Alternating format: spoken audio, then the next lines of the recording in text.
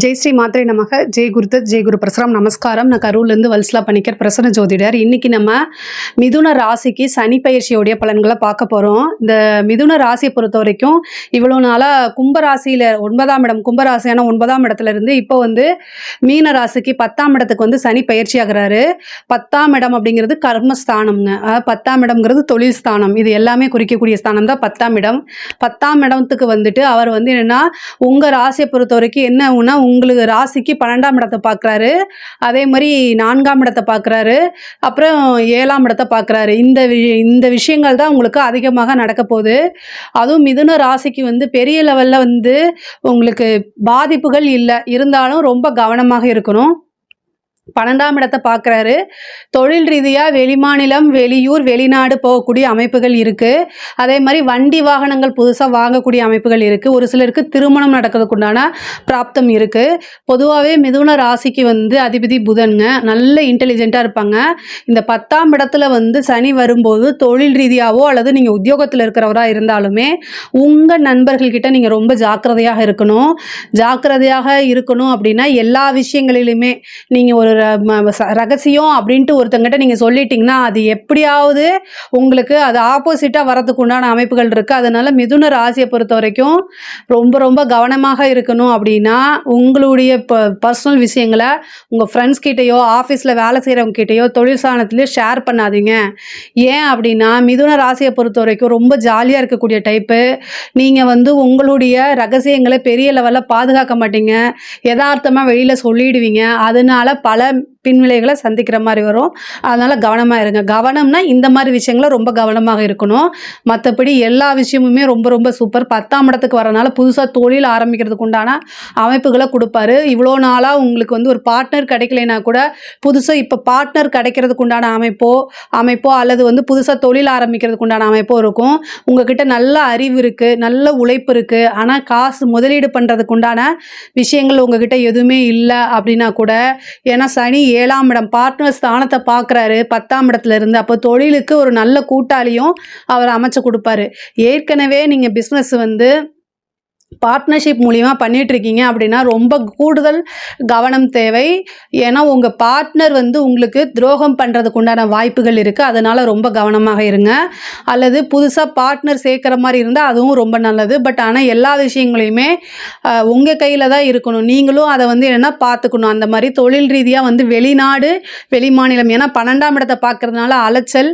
அதே மாதிரி ஆல்ரெடி பண்ணிகிட்ருக்க பிஸ்னஸை ஒரு ஃப்ரான்ச்சைஸ் போடுறது, இன்னொரு பிரான்ச் உருவாக்குறது, இந்த மாதிரி விஷயங்கள் எல்லாமே உங்களுக்கு நடக்கும். அதே மாதிரி இம்போர்ட் எக்ஸ்போர்ட்டு உற்பத்தி சார்ந்த பிஸ்னஸ்க்குலாம் இது ரொம்ப ரொம்ப சூப்பராக இருக்குது.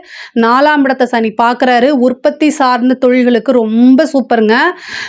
அதாவது நீங்கள் இவ்வளோதான் அப்படின்னு சொல்லிட்டு ஒரு லிமிட்டே வைக்க வேண்டாம். அந்தளவுக்கு தொழில் ரீதியாகவும் உத்தியோக ரீதியாகவும் நிறைய மாற்றங்கள் இருக்குது. உத்தியோகத்தில் இருக்கவங்களுக்குலாம் இது ரொம்ப சூப்பராக இருக்குங்க. ஒரு நல்ல பதவி, இவ்வளோ நாளாக எதிர்பார்த்துட்டு இருந்த ஒரு ப்ரொமோஷன்ஸு, இது எல்லாமே உங்களுக்கு கிடைக்கிறதுக்கு வாய்ப்பு இருக்குது. ஆனால் அதே தான் நீங்கள் சம்டைம் ஒரு ப்ரொமோஷன் கிடைக்கும். அதே நேரத்தில் நீங்கள் விரும்பாத இடத்துக்கு இடம் மாறுதல்களும் கிடைச்சிரும். அதே மாதிரி ஒரு சிலர் ஃபாரின் போகணுன்னு ட்ரை பண்ணிட்டு இருப்பீங்களா, அவங்களாம் இந்த டைமில் ட்ரை பண்ணுங்கள். சனி 12ஆம் இடத்தை பார்க்குறாரு. அதனால் ஈஸியாக ஃபாரினில் வேலை கிடைக்கிறது. நீங்கள் ஒரு கம்பெனியில் வேலை பார்த்துட்டு இருப்பீங்க. பட் ஆனால் வெளிநாடு போகணும் அப்படின்னு சொல்லி உங்களுடைய இதை நீங்கள் கொடுத்துருப்பீங்க. உங்களுக்கு செலக்ட் ஆகாமல் இருந்திருக்கும். அவங்கெல்லாம் இந்த டைம் ட்ரை பண்ணுங்கள். கண்டிப்பாக செலக்ட் ஆகி போயிடுவீங்க. அதே மாதிரி 12ஆம் இடத்தை பார்க்குறதுனால தொழில் ரீதியாக ஏதாவது சின்ன சின்ன விரயங்கள் இருக்குது. ஒரு சிலருக்கு தொழில் ரீதியாக இடமாற்றம் இருக்குது, உத்தியோக ரீதியாக இடமாற்றங்கள் இருக்குது. அதே மாதிரி 4ஆம் இடத்தை பார்க்குறதுனால வண்டி வாகனங்களில் போகும்போது ரொம்ப ரொம்ப ஜாக்கிரதையாக போகணும். இரவு நேரங்களில் போகிறத அவாய்ட் பண்ணிக்கோங்க. அதே மாதிரி நல்ல மைண்ட் இருந்தால் மட்டும்தான் நீங்கள் வண்டி எடுத்து ஓட்டணும். ஏன்னா 4ஆம் இடங்கும்போது வண்டி வாகனங்களில் போகும்போது சனியும் அந்த 7.5 சனியும் அல்லது சந்திராஷ்டமும் ஒன்று சேரக்கூடிய நாள்லாம் ரொம்ப கடுமையான கஷ்டங்களை கொடுத்துட்டு வர. அதனால் அந்த டைமில் ரொம்ப பார்த்துருங்க. வாகனங்களில் போகும்போது ரொம்ப எச்சரிக்கையாக போகணும். ஒரு சிலருக்கு இந்த வீடு கட்டக்கூடிய பிராப்தம் வருங்க. 4ஆம் இடம் தான் வீடு. அதனால் வீடு கட்டக்கூடிய பிராப்தம். அதே மாதிரி புதுசாக வீடு வாங்குறது, ஆல்ரெடி இடம் வாங்கியிருந்தால் அதில் வீடு கட்டுறது, ஏற்கனவே கட்டின வீடு இருந்துச்சுன்னா அந்த பாதியிலே ஸ்டாப் பண்ணி வச்சுருப்பீங்க. இப்போ அந்த சனியோடைய பார்வை இருக்கனால மறுபடியும் அந்த வீடு கட்டக்கூடிய பணி வந்து துவங்குறது, இந்த மாதிரி விஷயங்கள் எல்லாமே நடக்கும். அதே மாதிரி உங்களுக்கு வந்து சொத்து சேர்க்கை அப்படிங்கிறது இந்த 2.5 வருஷம் வந்து பெரிய லெவலில் பெருகும். அதாவது தொழில் ரீதியாக வந்து உங்களுக்கு நல்ல காசு பணமும் வரும். அதே நேரத்தில் சொத்து தொழிலுக்காக ஒரு இடம் வாங்கி போடுறது, ஒரு ஆஃபீஸ் கட்டுறது, இந்த மாதிரி விஷயங்களும் இந்த காலகட்டத்தில் நடக்கும். தாயாருடைய தேக ஆரோக்கியத்தில் ரொம்ப கவனம் செலுத்தணும். ஏன்னா 4ஆம் இடத்தை பார்க்குது. தாயாருடைய தேக ஆரோக்கியத்தில் ரொம்ப கவனம் செலுத்துங்க. தாய்வழி சொத்துக்களில் வந்து இருந்த பிரச்சனைகள்லாம் நீங்கி உங்களுக்கு உண்டான ஷேர்ஸ் வருது. தாய்வழி சொத்துக்கள் இவ்வளோ நாளாக எதிர்பார்த்துட்டு இருந்தாலும் உங்களுக்கு தானே ஆட்டோமேட்டிக்காகவே வந்து சேர்றதுக்கு உண்டான அமைப்பு இருக்குது. கல்வியில் வந்து படிக்கக்கூடிய குழந்தைகள் வந்து கல்வியில் ஒரு சின்ன பிரச்சனைகள் வரலாம். இல்லை வந்து என்னென்னா நீங்கள் எதிர்பார்த்த அளவுக்கு ரிசல்ட் எடுக்க முடியாமல் போகலாம். கல்வியை பொறுத்த வரைக்கும் பெரிய லெவலில் நல்ல விஷயங்கள் உங்களுக்கு சொல்ல முடியாது. அதனால் வழிபாடு பண்ணிக்கோங்க. கரிய மாணிக்க பெருமாள் அப்படிங்கக்கூடிய ஒரு பெருமாள் இருக்கார். கரிய மாணிக்க பெருமாள், அந்த பெருமாளுடைய வழிபாடு பண்ணுங்கள். ஆஞ்சநேயர் வழிபாடு பண்ணுங்கள். அது ரொம்ப ரொம்ப நல்லது. கல்வியில் படித்தாதான் நமக்கு வாழ்க்கை அப்படின்ட்டு 1க்கு 2 தடவை நீங்கள் நல்ல எஃபர்ட் போட்டு படிக்கணும். இல்லை அப்படின்னா நீங்கள் எதிர்பார்த்த ரிசல்ட் கிடைக்காது. ஒரு சிலருக்குலாம் வந்து எதிர்பார்க்காத மாதிரி நெகட்டிவாக நடக்கிறதுக்கு உண்டான வாய்ப்புகள் இருக்குது. நீங்கள் பாசிட்டிவாக நினச்சிட்டு இருப்பீங்க, பட் ஆனால் ஆப்போசிட்டாக நெகட்டிவாக நடக்கிறதுக்கு உண்டான வாய்ப்புகளாக இருக்குது. அதனால் ரொம்ப ரொம்ப கவனம் தேவை. 7ஆம் இடத்தை சனி பார்க்குறாரு, களத்திரஸ்தானத்தை பார்க்குறாரு. ஒரு சிலருக்குலாம் திடீர்னு மேரேஜ் ஆகிறதுக்கு உண்டான வாய்ப்புகள் இருக்குது. 7ஆம் இடத்தை சனி எப்போல்லாம் பார்க்குறாரோ அந்த டைமில் வந்து மேரேஜ் பண்ணும்போது, அதாவது உங்களுக்கு வந்து ஆஃப்டர் மேக்கு அப்புறம் நீங்கள் மேரேஜ் பண்ணுங்கள்.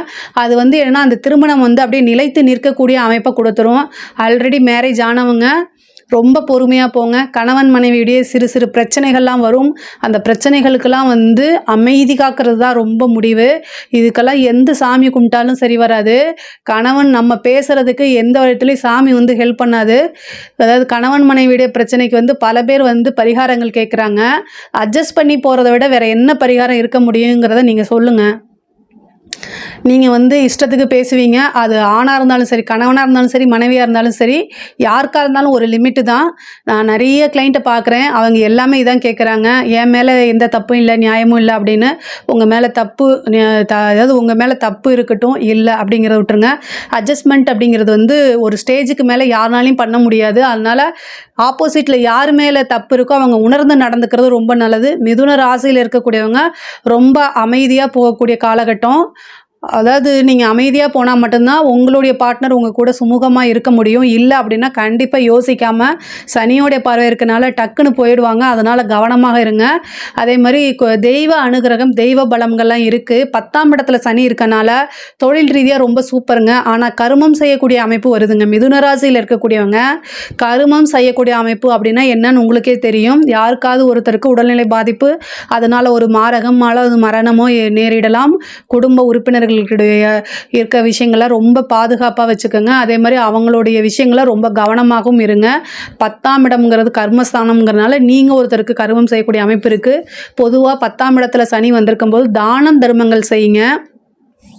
வேலையில் இருக்கவங்களும் கவனமாக இருங்க. 10ஆம் இடத்துல சனி இருக்கும்போது எந்த வேலையாக இருந்தாலும் சரி கவனமாக இல்லைன்னா பதவி பறி போயிடும். ஸோ அதனால் ரொம்ப கவனமாக இருங்க. அதே மாதிரி நீங்கள் செய்யக்கூடிய ஒவ்வொரு விஷயமும் நிறுத்தி நிதானமாக செய்யுங்க.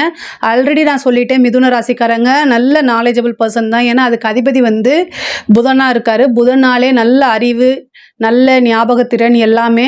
இந்த சனி வந்து அதை கொஞ்சம் வந்து மங்கடிச்சிரும். ஸோ சனியோடைய தன்மையே என்னென்னா பிரைட்டாக இருக்க எல்லா விஷயத்தையும் இருட்டாக்கி விட்டுரும். ஸோ அதனால் ஒவ்வொரு விஷயத்தையும் கேர்ஃபுல்லாக ஹேண்டில் பண்ணுங்கள். வீட்டில் இருக்கக்கூடிய நபர்கள்கிட்ட, உங்கள் மனைவி கிட்ட, பார்ட்னர் கிட்டலாம் வந்து அனுசரித்து நடங்க. இது எல்லாத்தையும் விட ரொம்ப ரொம்ப ரொம்ப முக்கியமானது உங்களுடைய உடல்நிலையிலும் வண்டி வாகனங்களை போகும்போதும் கவனமாக இருங்க. மிதுன ராசியை பொறுத்த வரைக்கும் சனி பயிற்சியோட பலன்கள் ரொம்ப ரொம்ப அருமையாக இருக்கும், சூப்பராக இருக்குது. இதில் ஏதாவது கமெண்ட்ஸில் உங்களுக்கு டவுட்ஸ் இருக்குது அப்படின்னா, இதில் ஏதாவது சந்தேகங்கள் இருக்குது அப்படின்னா கண்டிப்பாக கேளுங்க, நான் ஆன்சர் பண்ணுறேன். நம்மளுடைய சேனலை லைக் பண்ணுங்கள், ஷேர் பண்ணுங்கள், சப்ஸ்கிரைப் பண்ணுங்கள். நன்றி, வணக்கம்.